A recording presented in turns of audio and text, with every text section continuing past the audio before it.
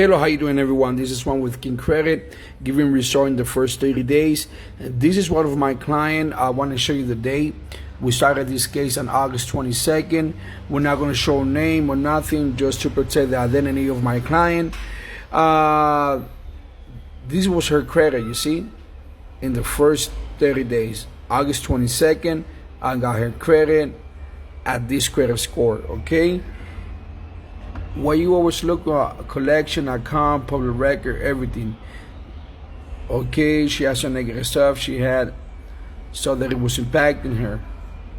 Okay, now we're gonna go over here. September 23, that's today.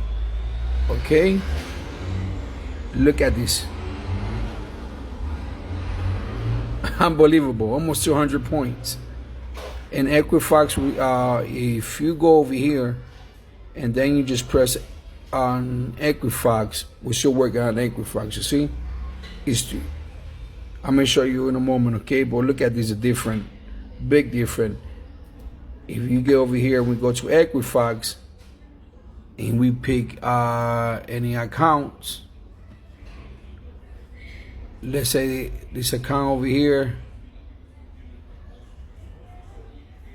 is in process, you see?